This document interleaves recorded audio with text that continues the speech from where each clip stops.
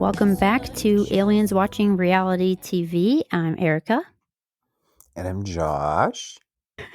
And we are finally covering Love is Blind Season 2. This is a special Patreon episode for our Patreon subscribers because we love and care about you and figured that you might want a Love is Blind Season 2 recap. Yes, and I have not watched season two of Love is Blind before, so for me this is like all brand new. Yeah, so we're going to do spoiler-free recap. So, if you haven't seen the season, you can safely listen to the recaps. But I know Josh does know what happened with a couple of the couples just from being in Love is Blind social media. So we will wait to the end of the episode, and if we have anything spoilery we want to talk about, we will, warn you to leave at that time. But in general, yes, these will be safe for anyone enjoying season 2 for the first time. And because there's so much to enjoy. I guess right off the bat, what did you think of this episode, Josh? There's a lot going on. It's just there's people with huge personalities and there's emotional stuff happening, but at the same time, here's the funny part. They get 7 minutes with each other. We literally get 70 seconds of those 7 minutes. You know, not even no, not even 70 seconds of those 7 minutes, because they have multiple 7-minute dates.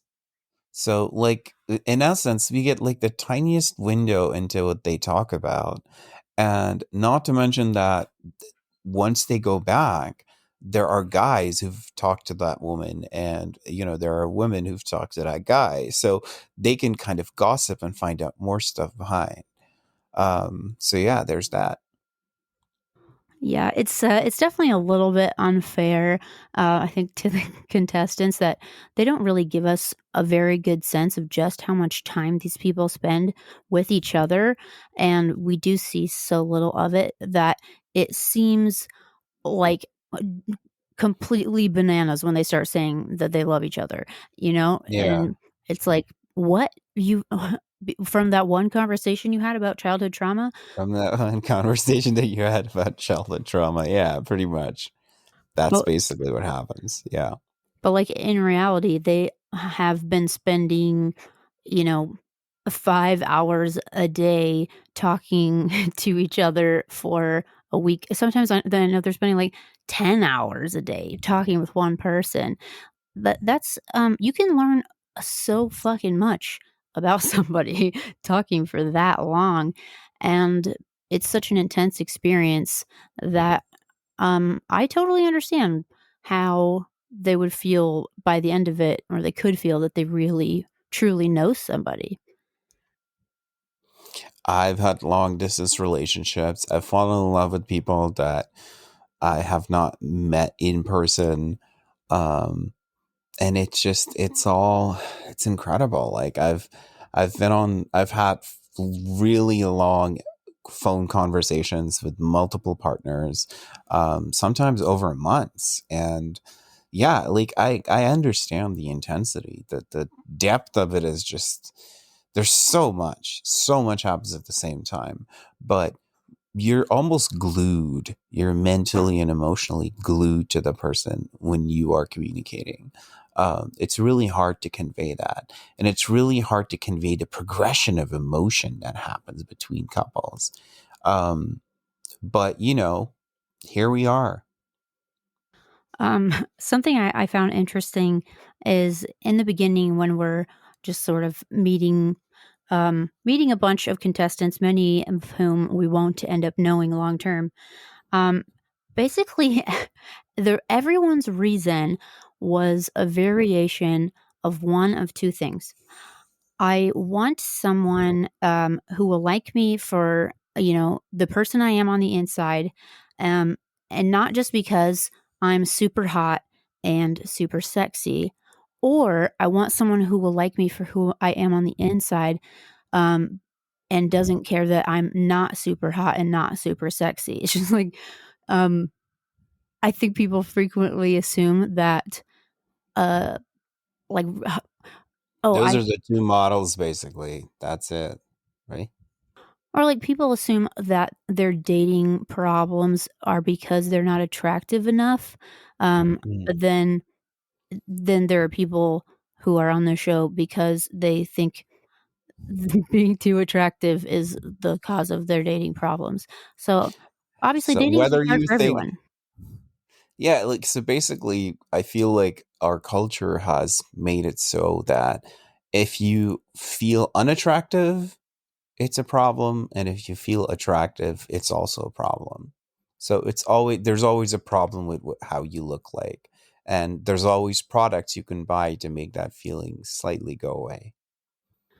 It's especially a problem if you're a woman because you are supposed to be exactly the right amount of confident yet self-effacing, and basically you are supposed to be hot but not know it, and it's completely impossible.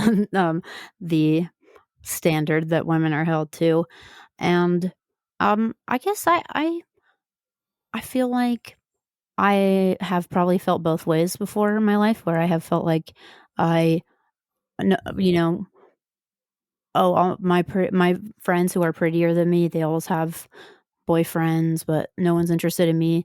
And then I have also had the experience where, like, I have absolutely no problem finding as an infinite amount of people who think I'm attractive, but there is some assumption, it feels like, that goes along with that, that that's all I am, that like I'm not a someone you would take home to meet your parents, you know? And Hmm. basically, I think just we tell ourselves a story to explain our problems, and they're all true and none of them are true. Like, dating is just hard. Yeah, no, dating is just hard. That's what it is. I don't think people. I think people read too much into it.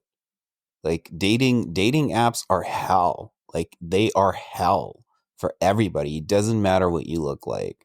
It's people are weird on dating apps, and there's a lot of misrepresentation.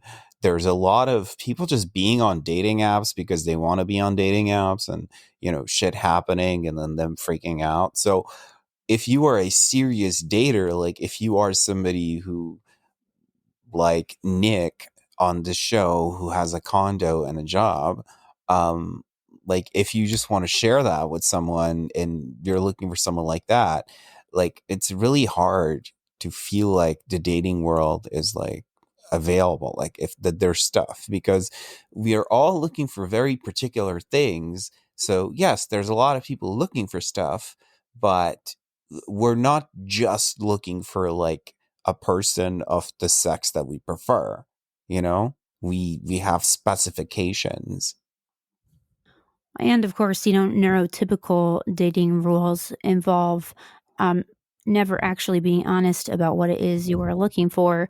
And so if you end up, um, as a neurodivergent person, dating somebody who is uh, dating that way, then you basically are never on the same page, because neurotypical people basically believe that you are supposed to never admit that you actually like want love and commitment and stuff. And neurodivergent people, we will just say up front whether that's what we're looking for or not, and then but people don't believe us. Yeah. Yeah, I mean, for our neurotypical shows, you can always watch Too Hot to Handle, and you'll see all the neurotypical people you want. But That's the thing. This is such a neurodivergent show. Like, I've wrote down so many things that I feel like we're just the contestants saying but in different Yeah, words. they're like We're letting connecting themselves. over our neurodivergence.